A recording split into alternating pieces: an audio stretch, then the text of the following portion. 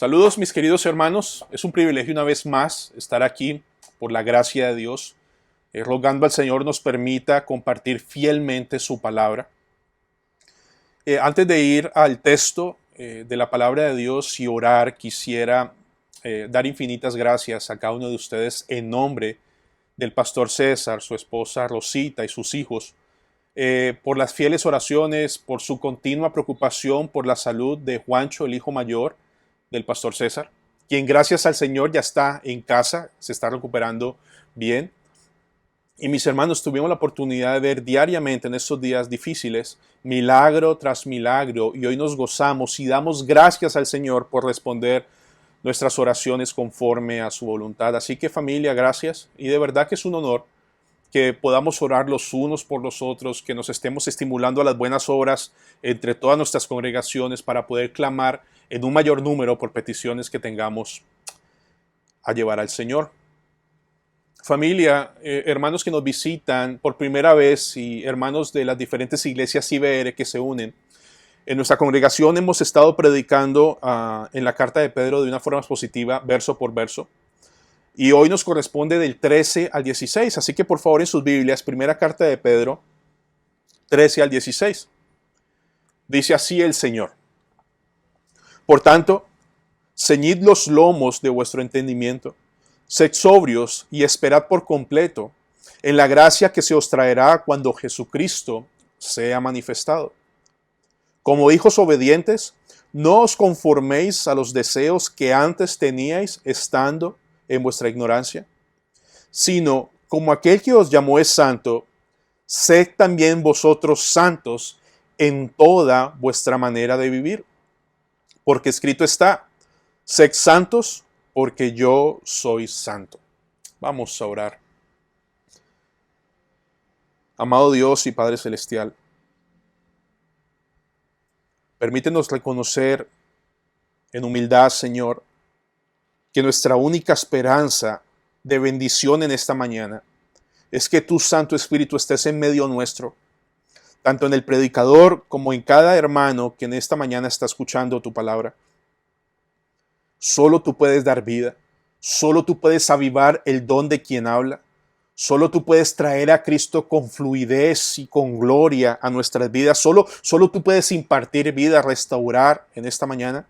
Y te damos gracias, Señor, porque tú has prometido estar con nosotros todos los días hasta el fin del mundo. Señor, hoy vamos a hablar de la santidad. Para muchos es un tema incómodo, molesto, aburrido.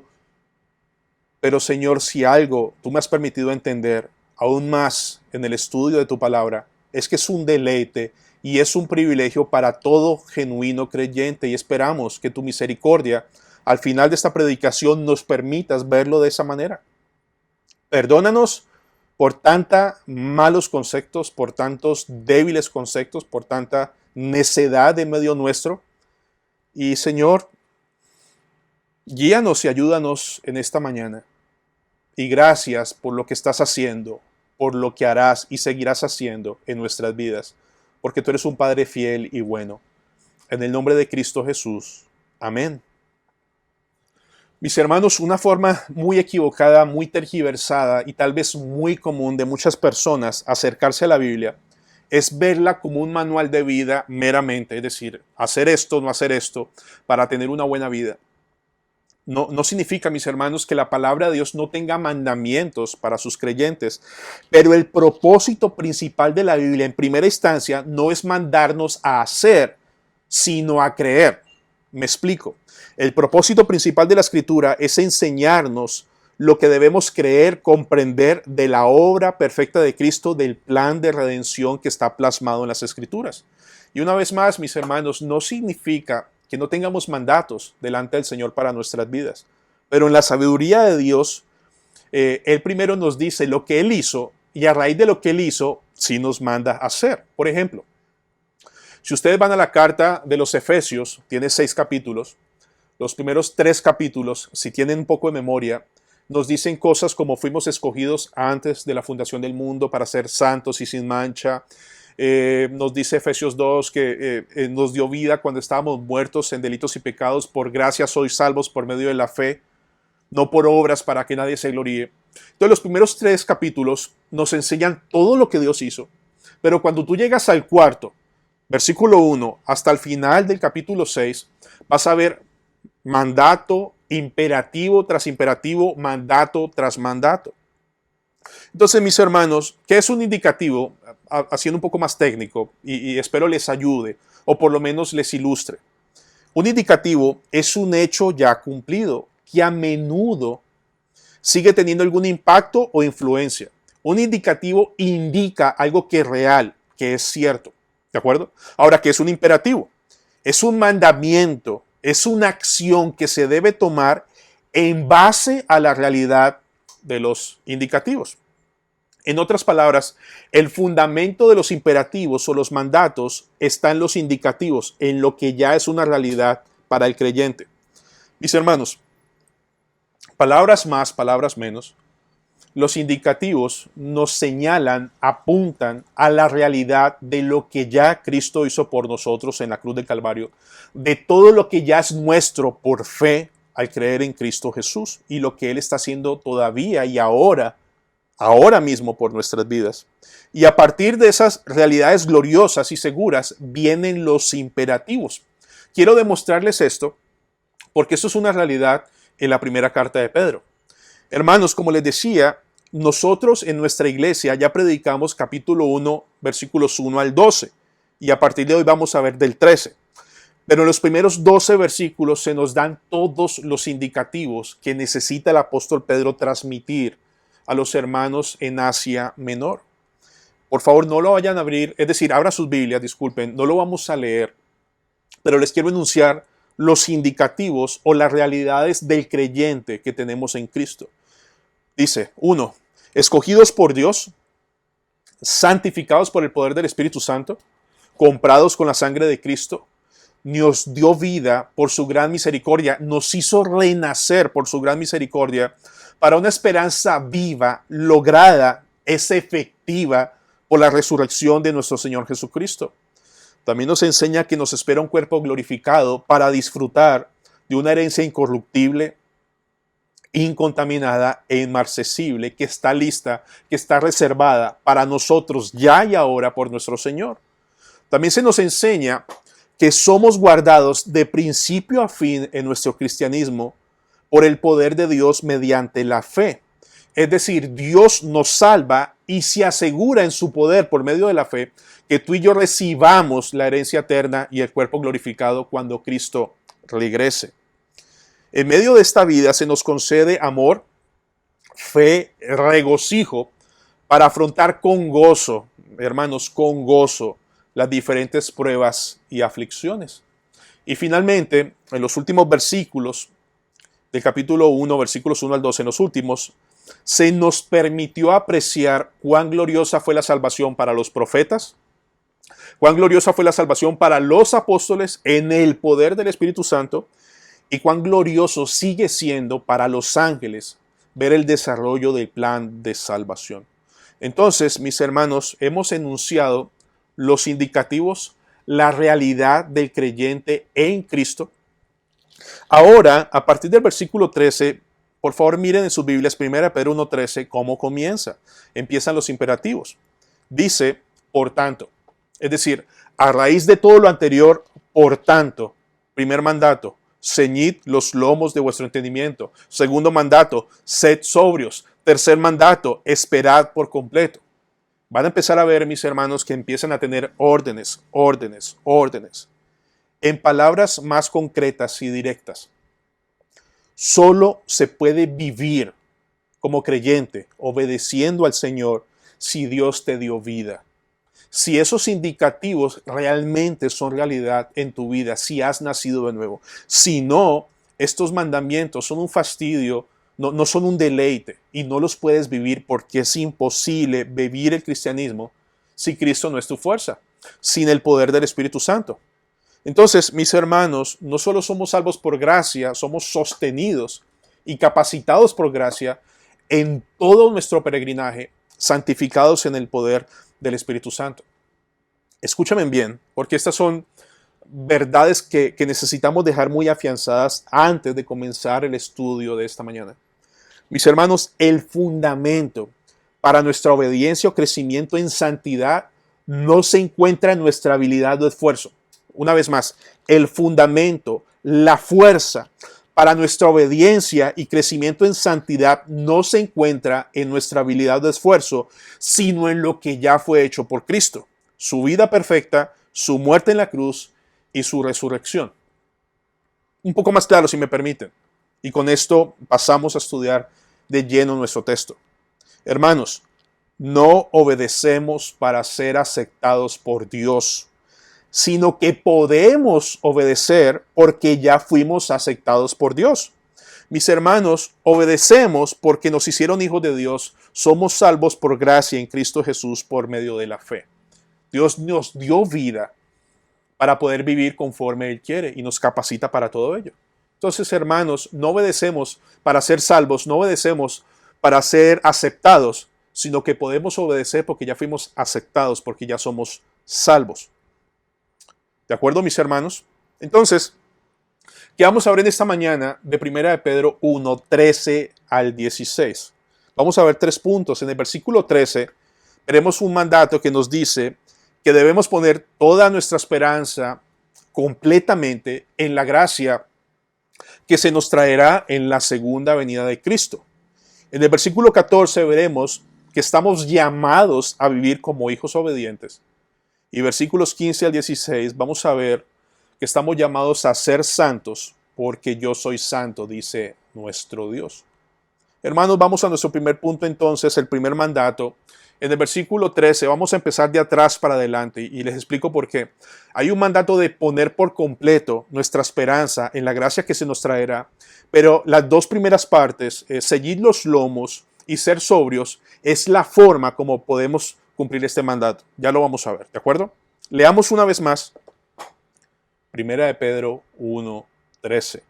Por tanto, ceñid los lomos de vuestro entendimiento, sed sobrios y esperad por completo en la gracia que se os traerá cuando Jesucristo sea manifestado. Y mis hermanos, solamente para recordar y enfatizar, ese por lo tanto y esos mandamientos para el creyente tienen su fundamento en lo que ya Cristo hizo por él, tienen su fuerza en lo que ya Dios hizo por nosotros, ¿de acuerdo?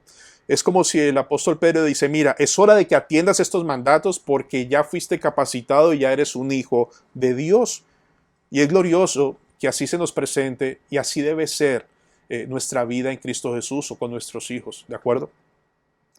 Mis hermanos, entonces el primer punto es esperad por completo en la gracia que se os traerá. Y es precioso, y yo quiero confesar algo, estudiando ese texto, nosotros recibimos gracia para ser salvos, recibimos gracia para poder batallar y continuar y soportar y perseverar hasta el final, pero el texto nos dice que esperemos por completo en una medida de gracia mucho más grande que se nos va a traer cuando Cristo venga. Mis hermanos, eso es un aliciente muchísimo, no solamente por lo que les voy a mencionar, como dice el texto, sino saber que viene más gracia para afirmarnos, porque tal vez algunos estemos luchando, queriendo salir como de él avergonzados, pero el Señor trae una gracia para afirmar sus verdades en nuestros corazones. Mis hermanos, ¿por qué es tan importante esta gracia, esta sublime porción de gracia que viene al creyente cuando Cristo venga? Mis hermanos, para cumplir todo lo que los 12 primeros versículos nos han dicho. 1. Esa gracia es poderosa porque nos van a dar un cuerpo glorificado, sin imperfecciones morales o físicas, para disfrutar en la eternidad ¿de qué? De una herencia eterna, mis hermanos, que no se gasta, que no se daña, que no pierde su brillo, que no pierde su gloria. Nos van a dar una gracia para tener la capacidad en nosotros de poder vivir con un regocijo, mis hermanos, que ya hemos visto en los textos anteriores, un regocijo que no hay palabras humanas para describir tal clase de gozo que nos espera. Y por eso el Señor trae una gracia especial para hacer todo eso una realidad. Mis hermanos, en otras palabras, lo más glorioso de nuestra salvación está por venir. Lo más increíble de todo el plan de salvación, no estoy diciendo que la obra perfecta de Cristo sea menos increíble, pero para nosotros en los beneficios todavía tenemos más por recibir cuando Cristo regrese. Entonces, el apóstol Pedro, hermanos, es una exhortación en el sentido que es una demanda, es un mandamiento, poner nuestra esperanza por completo, sin ninguna duda, ¿en qué? En que Cristo va a regresar, en que todo lo que nos ha prometido es real, en poner toda nuestra esperanza en lo que nos espera en la vida eterna. Y mis hermanos, pareciera un mandato como sin sentido, pero tiene mucho sentido. En especial para el contexto original de los hermanos en Asia Menor. Y también para nosotros, van a ver, hermanos, los hermanos en Asia Menor recibieron la carta de Primera de Pedro, pero ellos están próximos a afrontar una de las peores y más crueles persecuciones por el Imperio Romano sobre los creyentes. ¿De acuerdo? Entonces, estos hermanos van a sufrir pérdidas familiares, torturas, asesinatos, perderán sus terrenos, perderán sus casas, serán desalojados de donde vivían, o sea, van a andar errantes por muchos lugares. Son aflicciones muy, muy severas.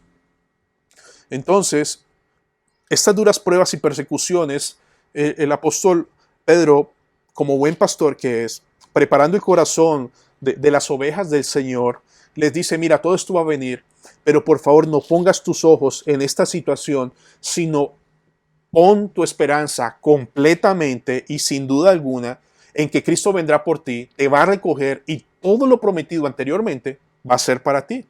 Es decir, familia, para nosotros hoy día, como para ellos, por más difíciles que sean las pruebas, por más complicadas que sean las dificultades, por más dolorosas que sean las aflicciones, son temporales.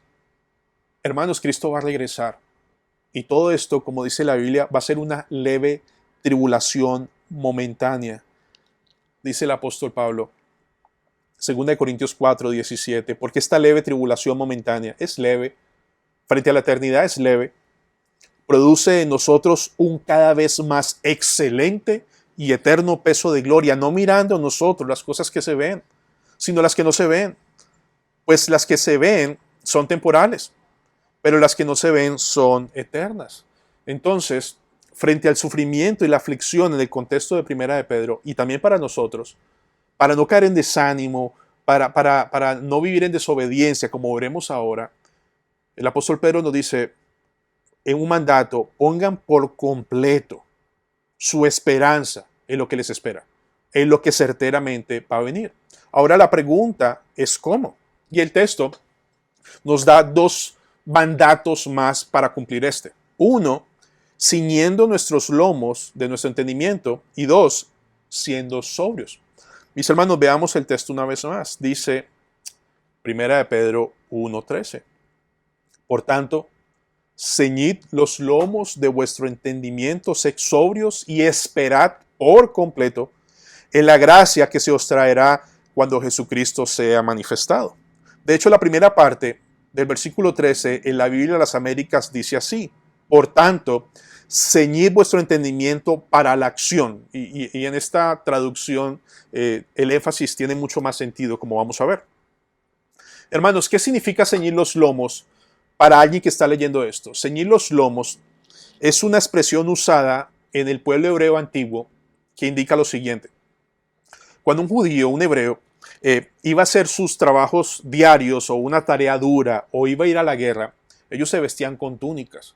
Entonces, ceñirse los lomos era recoger la túnica, doblarla y ceñírsela y ser amarrada con un cinturón de cuero. Es decir, ceñirse los lomos, habla de esta parte de acá como en la espalda baja, en donde se amarraba fuertemente esta túnica a fin de que para sus actividades diarias, a fin de que cuando vaya a la guerra no le sea tropiezo su túnica.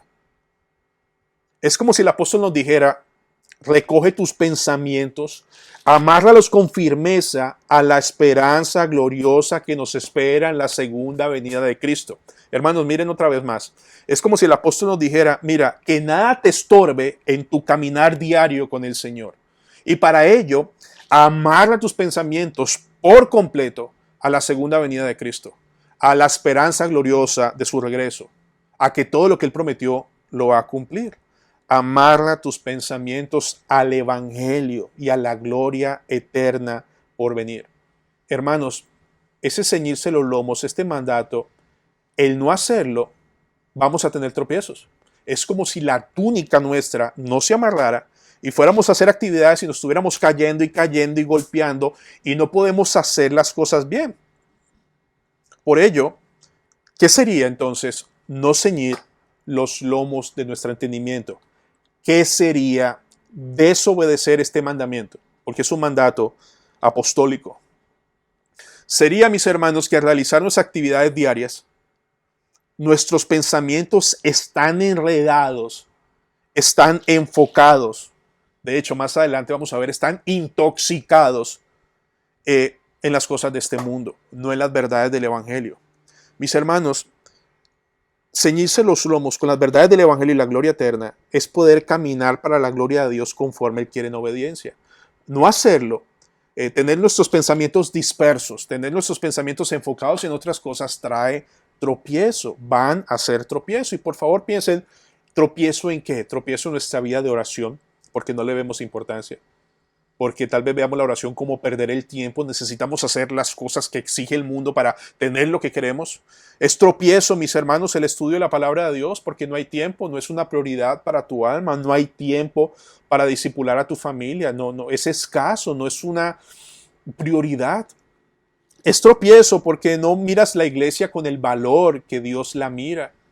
Sus medios de gracia son despreciados. De hecho, es tan de tropiezo en tu vida que normalmente nos termina aislando.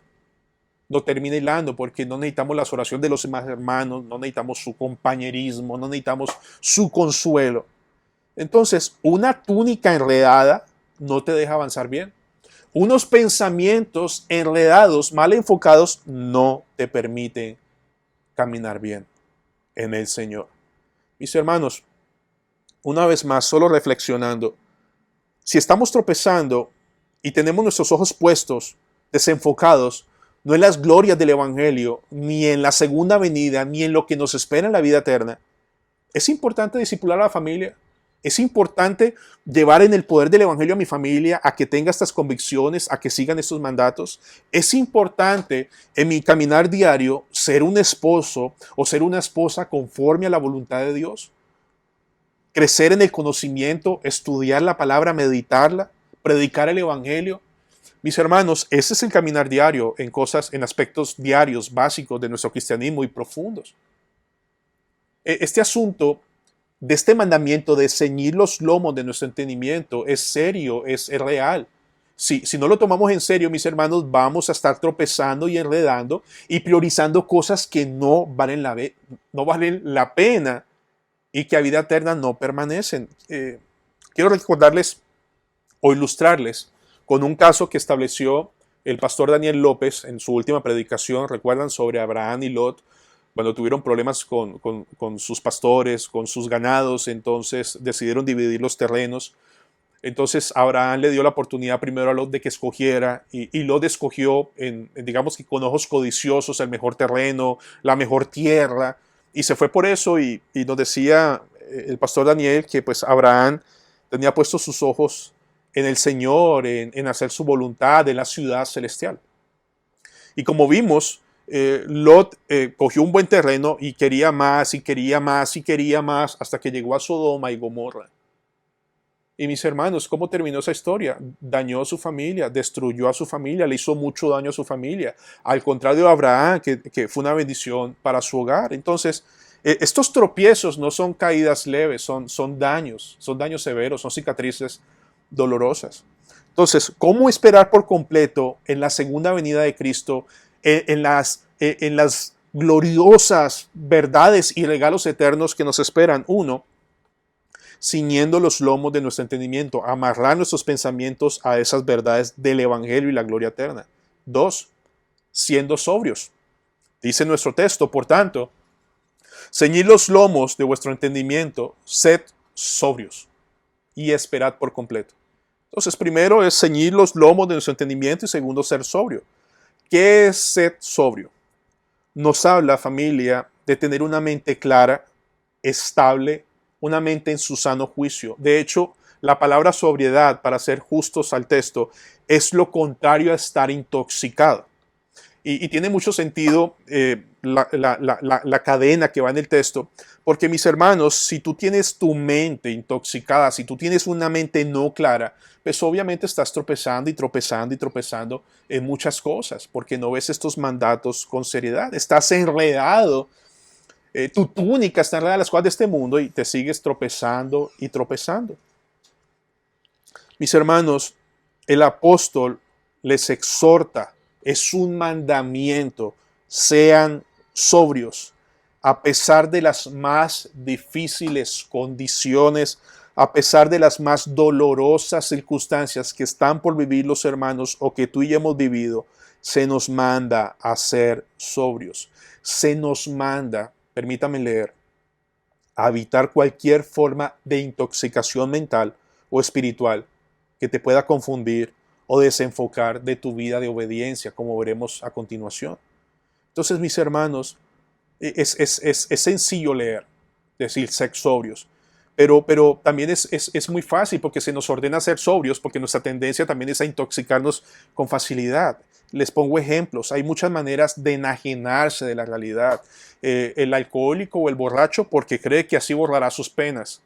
El drogadicto que piensa que así drogado vive una mejor realidad.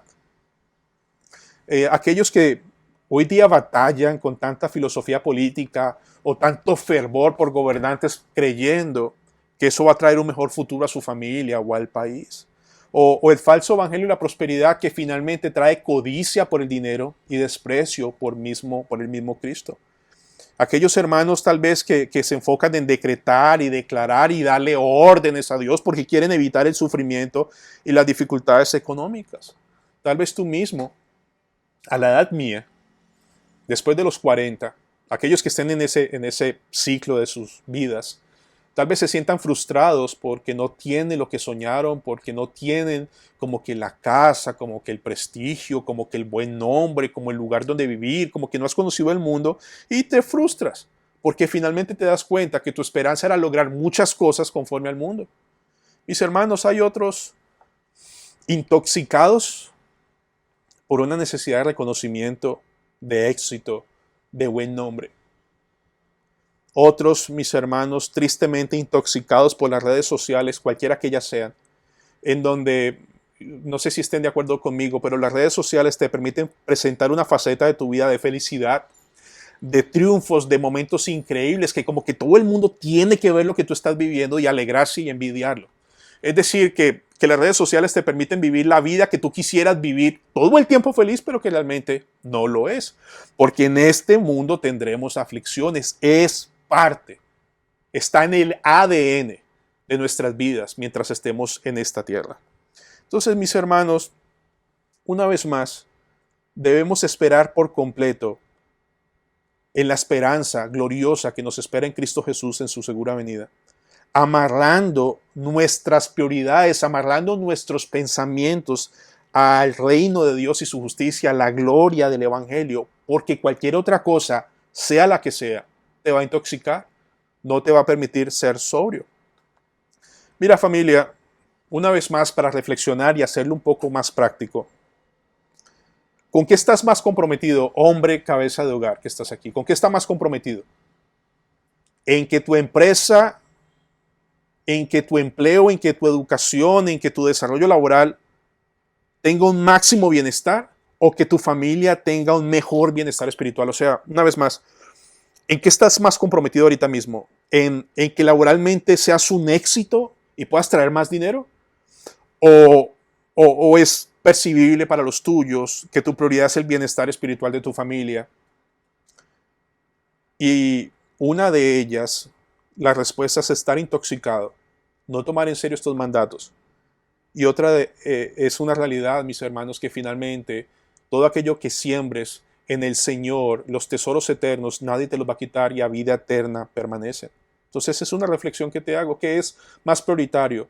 ¿Tu bienestar económico, social o el bienestar espiritual de tu familia? Ser sobrios amarrar nuestros pensamientos a las verdades del Evangelio, usando los términos de ceñir los lomos, es estar enfocados en una esperanza que nos aguarda al final del camino. Mis hermanos, Cristo va a regresar, no hay duda de ello. ¿Tú tienes dudas de ello? No, no hay duda. Cristo va a regresar y va a traer una porción de gracia para los creyentes tan increíble para que podamos disfrutar de todo lo que Él nos ha prometido y que ganó en la cruz del Calvario. Déjenme poner en términos sencillos, prácticos, nobles, qué pensamientos podríamos tener en una mañana como hoy, qué pensamientos nos pueden ayudar a aferrarnos a todo lo que nos están diciendo en esta mañana en 1 de Pedro 1:13. Mis hermanos, Cristo va a regresar y así es. Y va a regresar por ti y por mí. Vamos a ver a Cristo. Él va a enjugar nuestras lágrimas. Te trae en su gracia un cuerpo glorificado y una herencia eterna. Mis hermanos, ese cuerpo glorificado y esa herencia eterna implican, dentro de todo lo que es la vida eterna en Cristo Jesús, nunca más tristezas, nunca más amarguras, nunca más asedio del miserable pecado, nunca más le haré daño a nadie, nunca más nadie me hará daño a mí, no más temor a las malas noticias, no más temor a las enfermedades que son a veces tan dolorosas y aflictivas. Nunca más ataques de Satanás. Nunca más los efectos en un mundo caído cada vez más podrido. Mis hermanos, hace unos días, a manera de ilustración, hace unos días en un grupo de chat a que pertenezco de los padres de familia del colegio de mi hijo, un padre colocó un anuncio muy importante y estaba muy preocupado. Hay un juego en especial que es gratuito, que es muy famoso hoy día, donde estaban colocándole videos a los niños con toda esta problemática social que está pasando alrededor del mundo, sobre todo en los Estados Unidos, influenciando en sus pensamientos. En principio, el juego no es nada sano, y segundo, los videos que les obligan a ver para dejarlos jugar no son nada sanos. Entonces yo me tomé el atrevimiento de escribirle al hermano, hablé con mi esposa y dije, bueno, hagámoslo. Dice mi hermano, en principio, tú no deberías dejar jugar a tu hijo ese juego. Segundo, tercero y cuarto, hablando de todas estas cosas, y me contestó lo siguiente, pero es que a mi hijo le gusta. Y a varios de sus compañeritos le gusta. ¿Cómo le quito ese privilegio que le gusta tanto? Decisiones, mis hermanos, no lo juzgo, por favor, no me malinterpreten, porque yo puedo pasar por las mismas cosas en otras situaciones. Pero a veces estamos tan intoxicados que no nos permite tomar decisiones sabias porque tropezamos por tener las cosas enfocadas en este mundo y es una realidad. Mis hermanos, tener la plena seguridad hoy y ahora de que Cristo regresa, de que todo lo que les acabo de mencionar es real, da una esperanza fuertísima, no solamente para gozarnos, sino para poder predicar el Evangelio, vivir el Evangelio, para que otras personas se gocen de esta gloriosa realidad. ¿Cómo no predicar, hermanos? ¿Cómo no vivir el Evangelio sabiendo que Cristo viene y que todo esto es verdad y que nos espera un paraíso eterno en comunión con Él?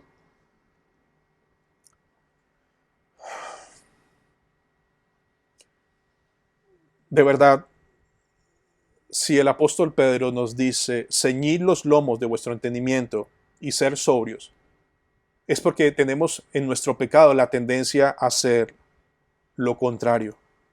Y con esto en mente, mis hermanos, vamos a ver el segundo punto en el versículo 14, la orden que se nos da en base a esto. Si todo esto es verdad, y lo es, verso 14 nos dice, como hijos obedientes, no os conforméis a los deseos que antes teníais estando en vuestra ignorancia. Y esto es precioso. Como hijos obedientes. Cuando tú lees esta expresión, como hijos obedientes, tú puedes pensar, bueno, está hablando de niños que son obedientes. Pero, mis hermanos, no es así como tal. Esta es una expresión hebrea fabulosa, en mi humilde opinión, que describe lo siguiente. Describe a aquellos que se caracterizan por la obediencia de tal manera, es como si su papá fuera la obediencia. Son hijos de su padre, que es la obediencia, y por ser hijos de su padre, que es la obediencia, se caracterizan por la obediencia. Esa es una expresión hebrea de lo que implica el texto. Para entender qué significa ser hijos de obediencia, tenemos que ver su contraste, ¿de acuerdo? Porque la Biblia en varias partes en el Nuevo Testamento utiliza la expresión hijos de desobediencia. Entonces, para resaltar qué significa un hijo de obediencia, vamos a traer a colación qué es un hijo de desobediencia. ¿De acuerdo? Por favor, en sus Biblias, Efesios capítulo 2, a partir del versículo 1. Dice así la palabra del Señor.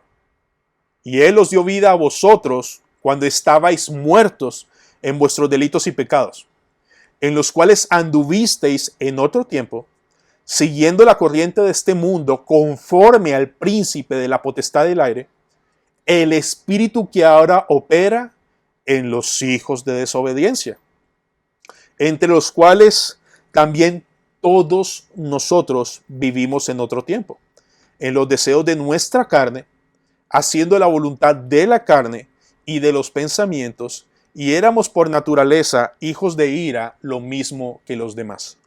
Es decir, que nosotros los salvos en Cristo pasamos de ser hijos de desobediencia a hijos de obediencia. Ahora, una vez más, ¿quién es un hijo de desobediencia? Es una persona, según Efesios 2, 1 y 3, que es caracterizada por seguir la corriente de este mundo, vivir como un muerto en sus delitos y pecados, esclavo de los deseos de su carne, haciendo y dando rienda suelta a la voluntad de su carne. Eso caracteriza a un hijo de desobediencia, y eso éramos nosotros, eso fuimos nosotros. Ahora, cuando somos salvados por gracia, por medio de la fe, fuimos pasados de hijos de desobediencia a hijos de obediencia. Por tanto, a un genuino creyente, según el texto, lo caracteriza la obediencia. Y se nos exhorta con claridad, una vez más, como hijos obedientes, no os conforméis a los deseos que antes teníais estando en vuestra ignorancia. Mis hermanos, una vez más, en nuestra ignorancia vivíamos esclavos del pecado, dándole rienda suelta a nuestra carne, cegados a la verdad del Evangelio, sin Dios y sin ley en el mundo, vivíamos como muertos y disfrutábamos vivir como muertos y aborrecíamos a Dios. Eso dice Efesios 2, 1 al 3. Pero mis hermanos, nos pasaron de hijos de desobediencia a hijos de obediencia. ¿Cómo? Efesios 2, 4.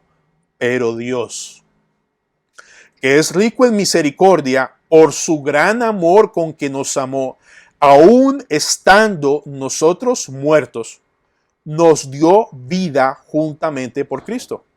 Con Cristo, perdón, por gracia sois salvos. Hermanos, es decir, en Cristo, como salvos, ya no somos ignorantes, ahora conocemos y amamos a Cristo porque se nos cambió todo para que eso sea una realidad.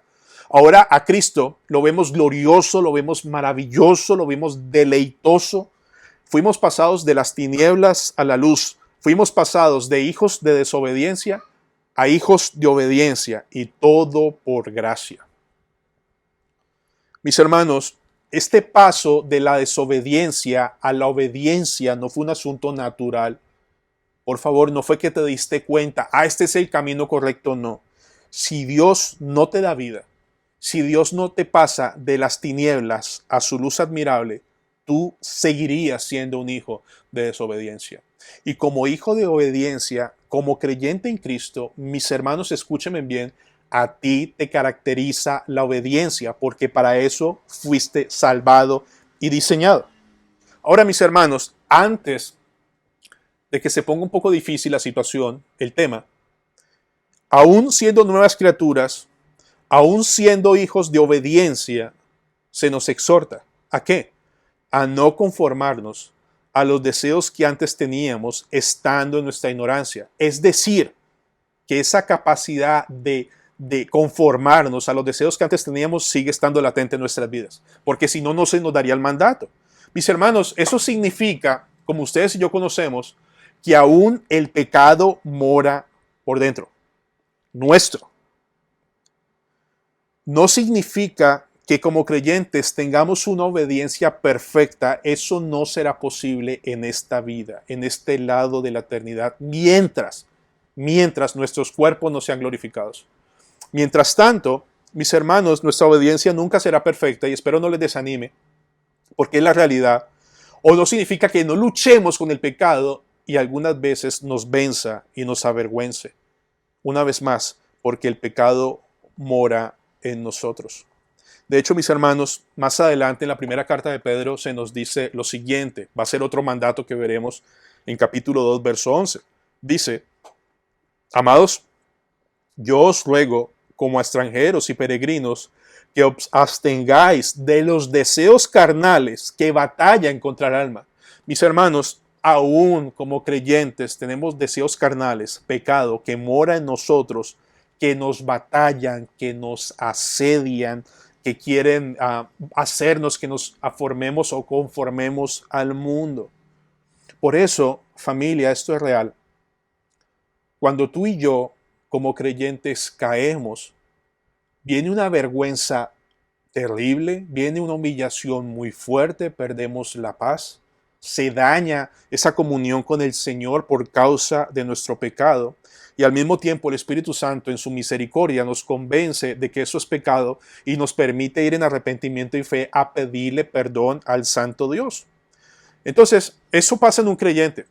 ¿Qué pasa con el inconverso? ¿Al inconverso le duele pecar? No. Al inconverso lo que le duele es que le frustren su pecado. Al inconverso lo que le duele es que le cohíban de darle rienda suelta a la carne. Al inconverso lo que le molesta es que le sean de tropiezo para darle rienda suelta a su maldad. Entonces, mis hermanos, la diferencia entre un creyente y un inconverso es grande. Al creyente lo caracteriza su deseo de obedecer genuino y honesto. Al inconverso le caracteriza su deseo de desobedecer y de rebeldía. Uno está vivo, el otro está muerto. Uno es hijo de obediencia y el otro sigue siendo hijo de desobediencia. Entonces, mis hermanos, con esto vamos al tercer punto. Nuestro tercer punto es: sed santos como yo soy santo. Y tiene mucho sentido, por favor, como lo estamos viendo. El versículo 14 nos dice: no se conformen a los deseos que antes tenías, estando en vuestra ignorancia. No se conformen al mundo, no se amolden a estas cosas. Versículo 15 al 16. Sino, aquí viene el contraste, aquí viene el mandato. Sino, en vez de amoldarse a estas cosas, hagan esto. Sino, como aquel que os llamó es santo, sed también vosotros santos en toda vuestra manera de vivir. Porque escrito está: sed santos, porque yo soy santo.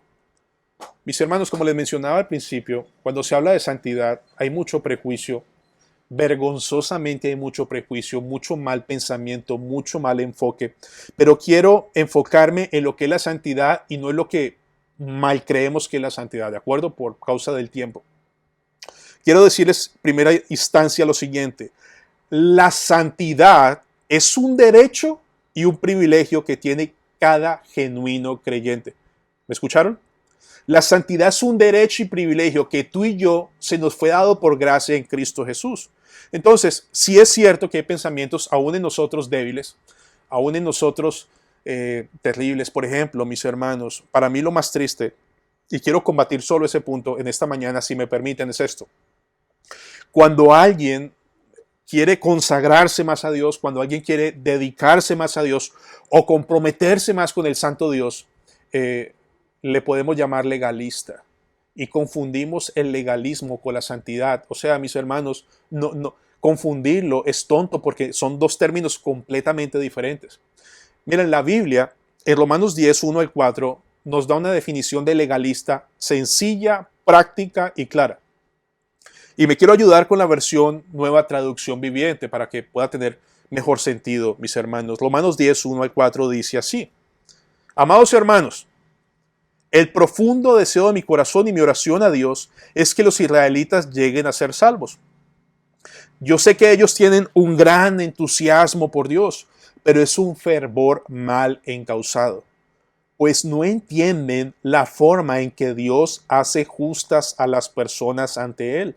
Se niegan a aceptar el modo de Dios y, en cambio, se aferran a su propio modo de hacerse justos ante Él tratando de cumplir la ley. Sin embargo, Cristo ya cumplió el propósito por el cual se entregó la ley. Como resultado, a todos los que creen en Él se les declara justos a los ojos de Dios. En otras palabras, mis hermanos, un legalista es aquel que piensa que se puede ganar la aprobación o la salvación o el agrado de Dios en sus fuerzas, cumpliendo la ley. ¿De acuerdo? Eso es un legalista. Eso no es un creyente. Un santo es aquel que se le ha concedido el privilegio, el deleite de ver la palabra de Dios y la voluntad de Dios y sus mandamientos como un deleite y no como una carga. Entonces, primero, mis hermanos, en el texto, ¿qué significa? ¿Qué implica ser santo? Primero, es ser dedicados y consagrados al Señor. Una vez más, no nos conformemos a los deseos que teníamos estando en esa ignorancia, sino, en vez de, como aquel que os llamó es santo, sed también vosotros santos en toda vuestra manera de vivir. Mis hermanos, todo nacido de nuevo tiene un anhelo genuino de ser santo, a pesar de sus múltiples luchas con el pecado. Todo nacido de nuevo ha sido comprado por un precio muy alto, ha sido adquirido por el Señor. De hecho, mis hermanos, en 1 de Pedro 2:9 nos lo deja muy claro.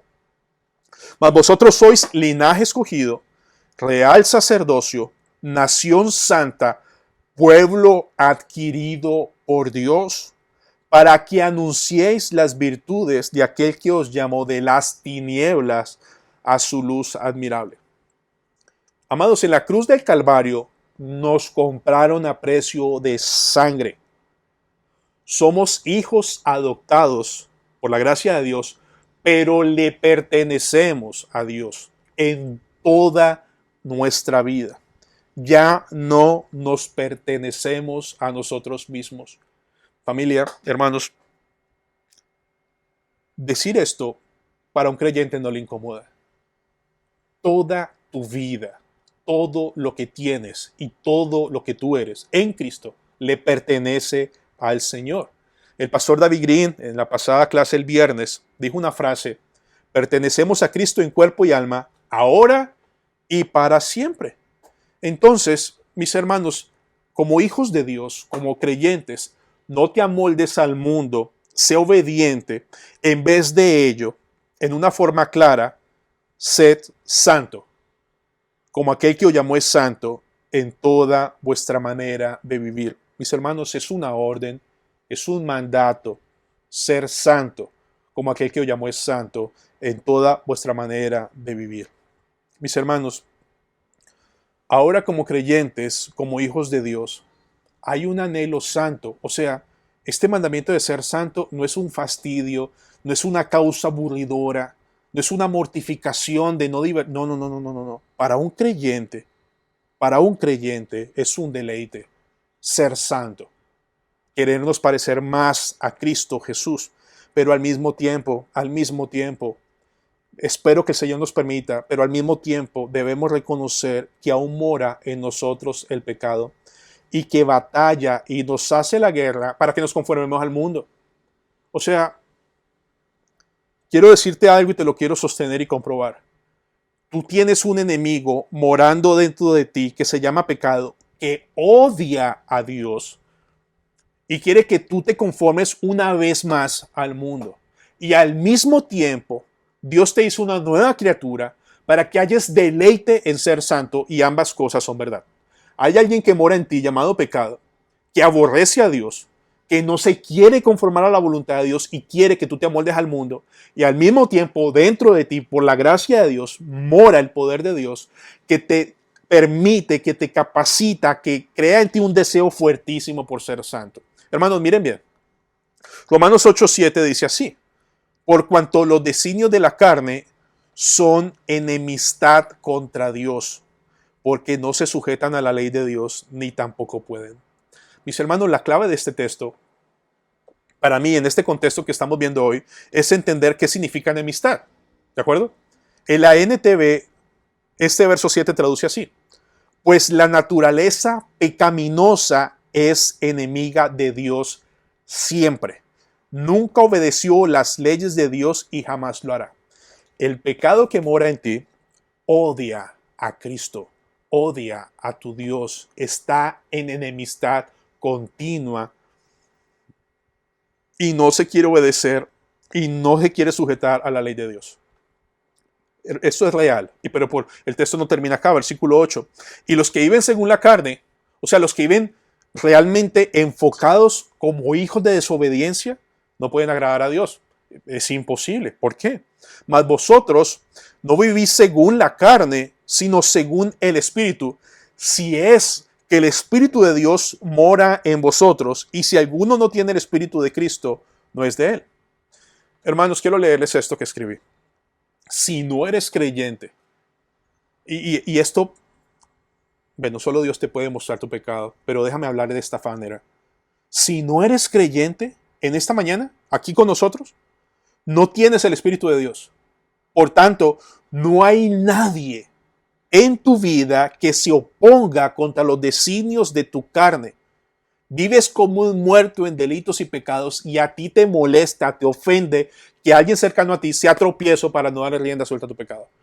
Eso es ser un muerto, eso es ser un impío, eso es ser un inconverso. Por ello, todo lo que tenga que ver con Dios, asistir a la iglesia, leer la palabra, hacer un devocional, es un fastidio. Porque la carne que mora en ti, tu pecado, odia todo lo que tenga que ver con Dios. Y familia, eso éramos tú y yo. Tú y yo fuimos hijos de desobediencia. Vivimos igual o peor de aquellos que conocemos, que están cerca a nosotros. ¿De acuerdo? Una vez más, como decíamos hace 8 días, la diferencia en que tú des la batalla en contra de tu pecado es porque el Santo Espíritu mora en ti. Porque si el Santo Espíritu no morara en ti, no hay esperanza. Mis hermanos, batallar el pecado en nuestras fuerzas es imposible. Batallar el pecado en el poder del Espíritu Santo es posible y hay victorias. Hay momentos en donde vencemos. Hermanos, entiendan, el pecado va a estar asediando, batallando, siendo enemigo de Dios en nuestras vidas hasta el último respiro. Por eso batallan contra nuestras almas, buscándonos hacer devolvernos, y por eso se nos dice, ojo, sean santos. Es un mandamiento que por la gracia de Dios anhelamos y queremos vivir. Ahora se nos agrega, sean santos en toda vuestra manera de vivir. Mis hermanos, ¿qué significa en toda vuestra manera de vivir? Exactamente eso. No hay una sola área de nuestras vidas como creyentes que no le pertenezca al Señor. No hay áreas de mi vida donde tú puedas decir, como algunos neciamente dicen en sus matrimonios, este es mi espacio. Si tú estás en Cristo, tú no tienes tus espacios. Todo está desnudo, todo está a la vista de aquel que pagó por ti. No hay espacios. No hay, digamos que hoy domingo en la mañana es una hora sagrada y ya después no. Toda tu vida es sagrada a los ojos de Dios. Toda tu vida está llamada a ser consagrada para ser santo como Dios es santo. Hermanos, por favor, ¿qué incluye esto? Ser santo, como aquel que os llamó es santo, significa, incluye en áreas de nuestra vida todo lo que hacemos, todo lo que somos, todo lo que oímos, todo lo que vemos, cómo nos divertimos, cómo somos como esposos o como esposas, cómo somos como padres, cómo somos como empleados, cómo somos como hermanos, como amigos, cómo manejamos la economía, cómo hacemos todo en el día a día. Eso incluye ser santos en toda nuestra manera de vivir. Y mis hermanos, yo he de reconocer, meditando en a la primera pregunta del Catecismo Menor de Westminster, ¿cuál es el fin principal del hombre? Glorificar a Dios y gozar de Él para siempre. Y decimos amén, pero de verdad, hermano, hay una batalla nuestra en nosotros mismos con estas cosas. Pero yo no sé ustedes, y seguro espero me apoyen o estén de acuerdo conmigo al menos, que muchas veces hacemos las cosas sin importar o tener en cuenta lo que diga el Señor de todo esto, sino que las hacemos bajo nuestros propios criterios egoístas, criterios conformistas, criterios placenteros, donde mi diversión y conveniencia están por encima de lo que Dios diga. Hermanos, utilizamos una frase, tampoco eso es para tanto. Mis hermanos, nosotros tenemos un problema, un pecado serio en nuestras vidas, aún como creyentes, en categorizar los pecados. En ver algunas cosas como chiquitas y otras grandes. No, a los ojos de Dios es pecado. Quiero citar o leerles esta frase de Andrew Bonar, lo que dice lo siguiente. Escuchen bien, por favor. No es la importancia de la cuestión, sino la majestad No es la importancia de la cuestión, sino la majestad del legislador, lo que debe tomarse como una norma para la obediencia.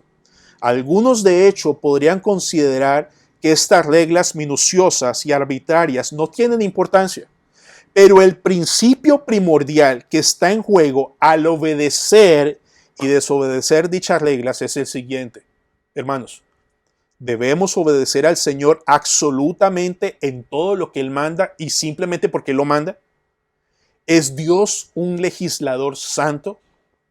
Hermanos, en otras palabras, el mandamiento no es lo que reviste de importancia como tal el mandamiento, sino quien lo da es nuestro Dios.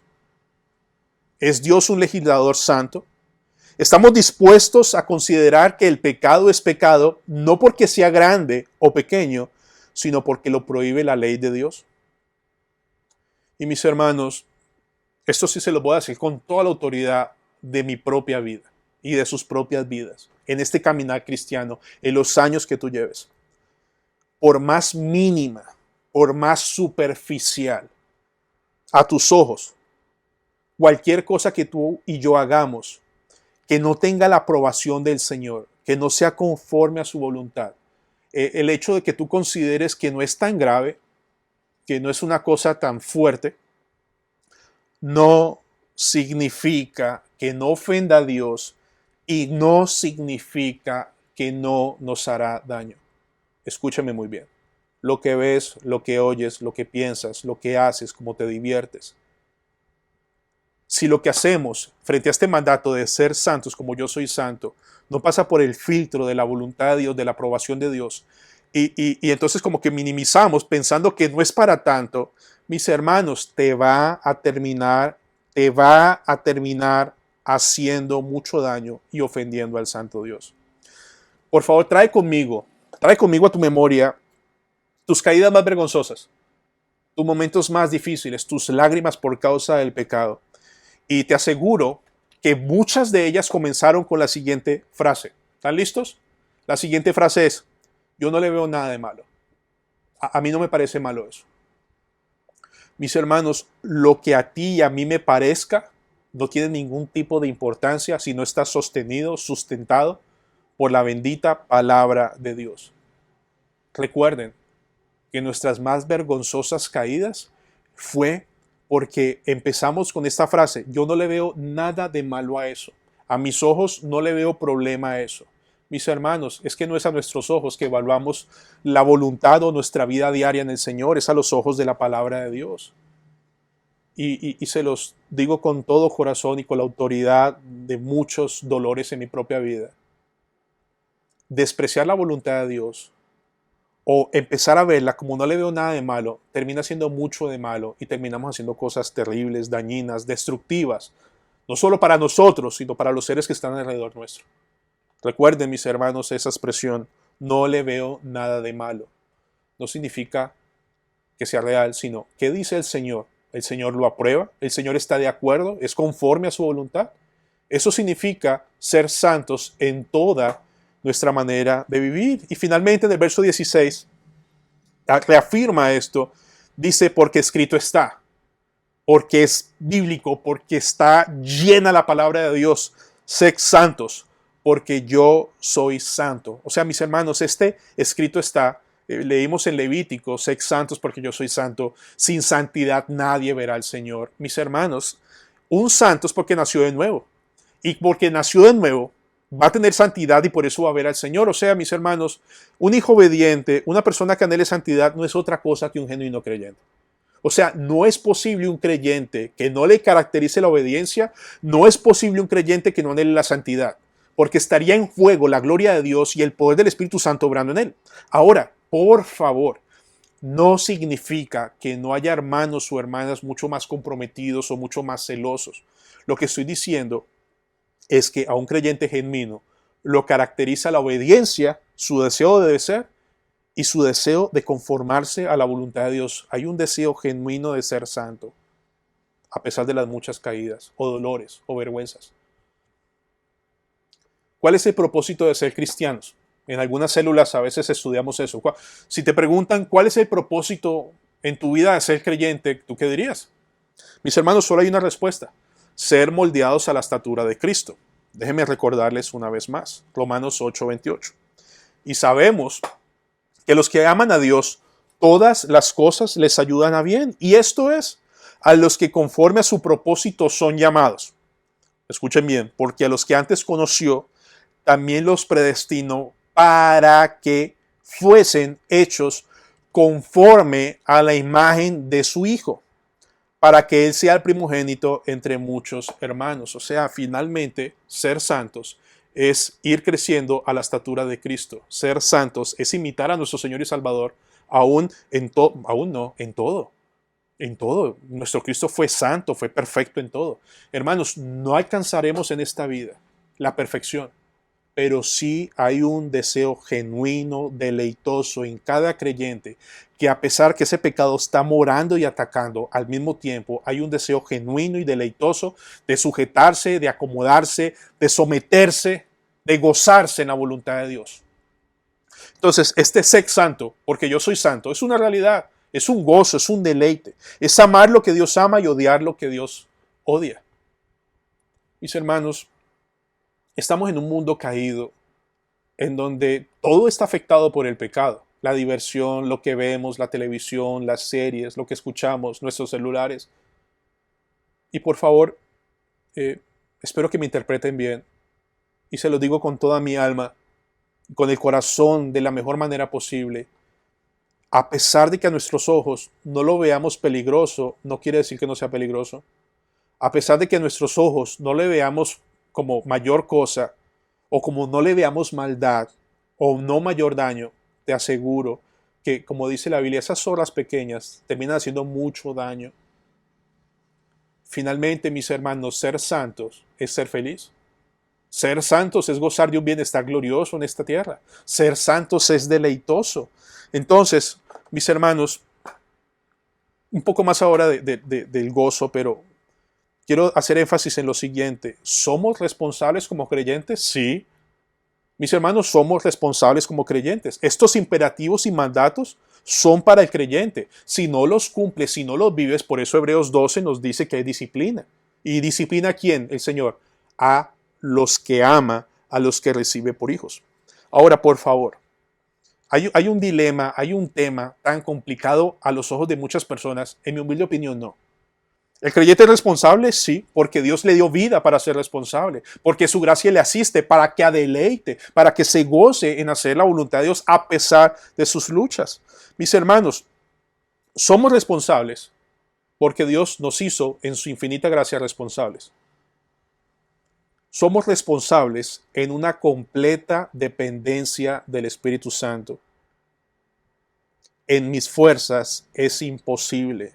En el poder del Espíritu Santo, si Cristo es mi fortaleza, hay deleite y es posible. Y una vez más, no perfectamente, pero sí honestamente. Por favor, no hay incongruencia en la palabra frente a la responsabilidad de Dios y el poder de Dios. Somos responsables. Nuestra mayor responsabilidad es entender esto, que separado de mi Dios, nada puedo hacer. El hermano Jerry Bridge, en su libro que estoy leyendo, En pos de la santidad, hay una porción que dice, y en otros libros, nosotros somos responsables dependientes. O sea, yo debo cumplir mi responsabilidad y los mandatos delante de Dios, dependiendo de Dios para hacerlo. Si no me entendieron, bueno, que Dios nos ayude. Pero finalmente somos responsables porque somos capacitados por Dios para anhelar y deleitarnos en esos mandatos que Dios pone delante de nosotros. Que fallemos, sí, pero hay un deseo honesto de hacerlo. Y mis hermanos, les recuerdo una vez más lo que acabo de mencionar. Ser santo es ser feliz. Piensen por un segundo. La obediencia trae gozo, la obediencia trae felicidad porque no le haces daño a nadie, porque puedes servir a los demás. De hecho, déjenme leerles el Salmo 19:8. Los mandamientos, en la versión NTV, los mandamientos del Señor son rectos, traen alegría al corazón. Los mandatos del Señor son claros, dan buena percepción para vivir.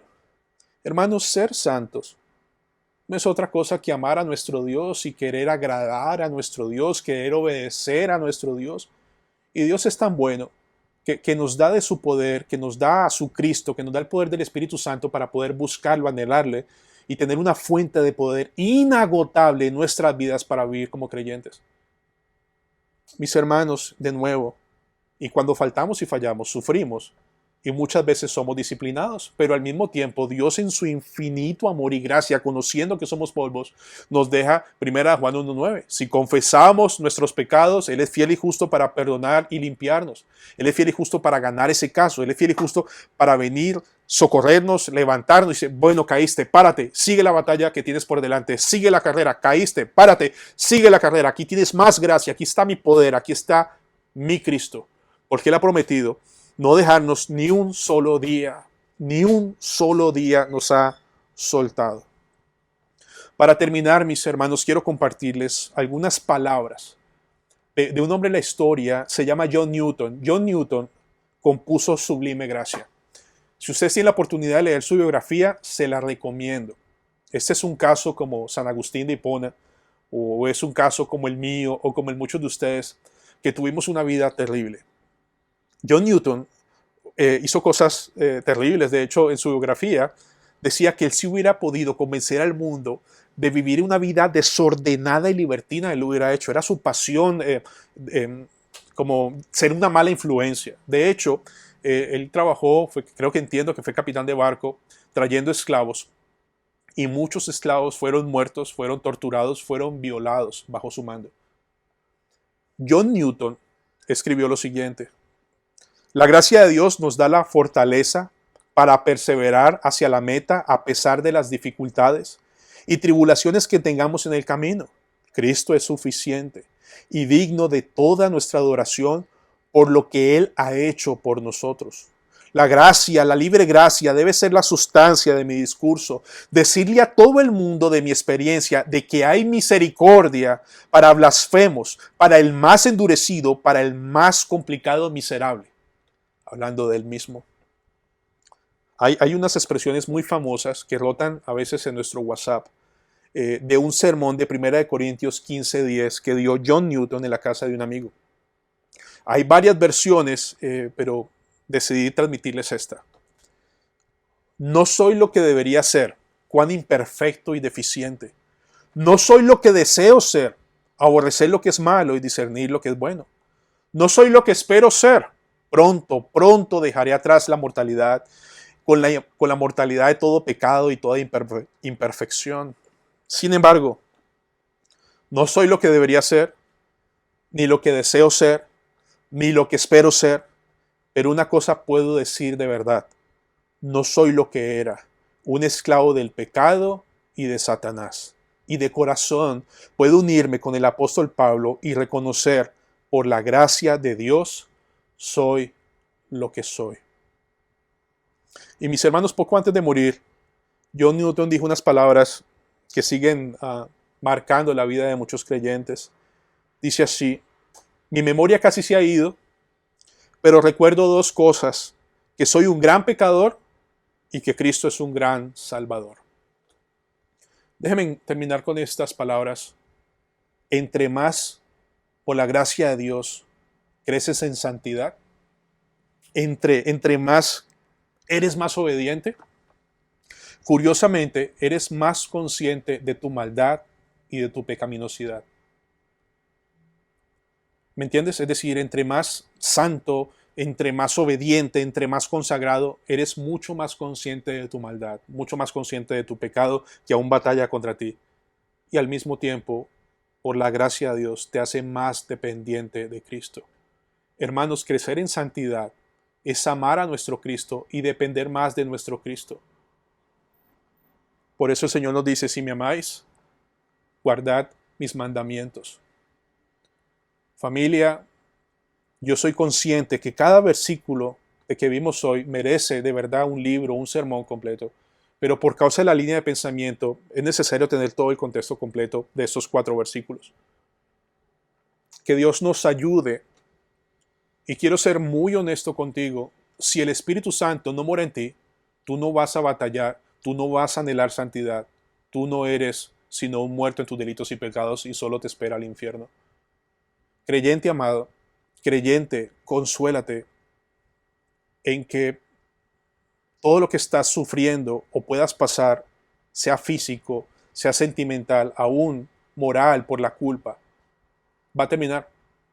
Cristo va a regresar, nos va a dar una porción de gracia increíble y nunca más toda esta miseria en este mundo caído. No hay nada en este mundo, no hay nada en este mundo que se compare con nuestro Cristo. Creyentes que están aquí, Dios nos llama a ser santos y los creyentes que estamos en esta mañana anhelamos con toda nuestra alma conformarnos más y más a la estatura de Cristo. Sí hay luchas, sí hay pecados, sí hay miserias, pero por la gracia de Dios somos lo que somos y por la gracia de Dios no somos ya hijos de desobediencias ni esclavos del pecado. Que Dios nos ayude. Que Dios nos dé sed por Cristo, sed por ser santos y que estos mandatos sean un deleite. Si te molestan, hoy es un día de arrepentimiento y de salvación. Vamos a orar. Amado Dios y Padre Celestial, Señor de los cielos,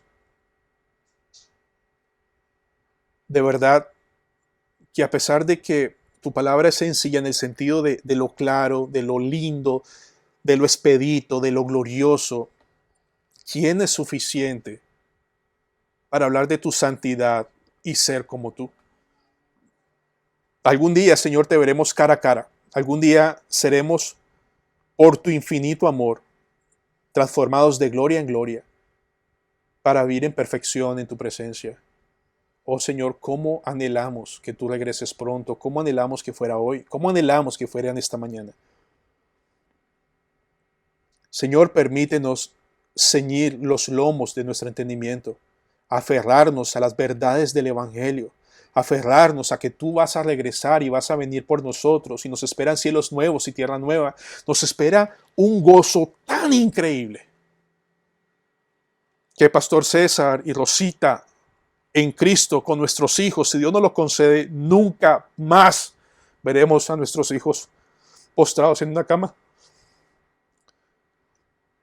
Es un consuelo glorioso en que todas estas cosas se quedan atrás y que nos espera solo la gloria eterna. Oh cristianos, anímense, que Cristo viene por nosotros, anímense, que tenemos oportunidad de arrepentirnos y pedirle al Señor que nos dé sed por Cristo, sed por seguirle. Y padres, hermanos, cabezas de hogar, amarren sus pensamientos a Cristo. Que sus túnicas enredadas en este mundo no sean más tropiezo. Y no desmayen, no se desalienten en llevar el Evangelio a sus hijos. Porque finalmente nosotros sembramos, pero es Dios quien da el crecimiento. Y oramos que Dios dé crecimiento a todos aquellos a quien tú nos permites presentar el Evangelio. Aferra mis sentimientos y mis emociones al Evangelio. Aferra nuestros corazones y pensamientos a la gloria eterna que nos espera. Esto es una leve tribulación momentánea. Señor, salva en esta mañana. Restaura en esta mañana. Permítenos poner nuestra mirada por completo, nuestra esperanza en la segunda venida de Cristo. Gracias, porque sé que tú vendrás por nosotros y nos recogerás. Y gracias porque es verdad. Y gracias porque no estamos obrando como tirando palabras al viento. Estamos obrando, confiando en que nada que se haga para tu gloria será en vano. Permítenos ser santos como tú eres santo. Y danos más hambre por Cristo. Solo tú lo puedes hacer. En el nombre de Cristo Jesús y para tu gloria nada más. Amén.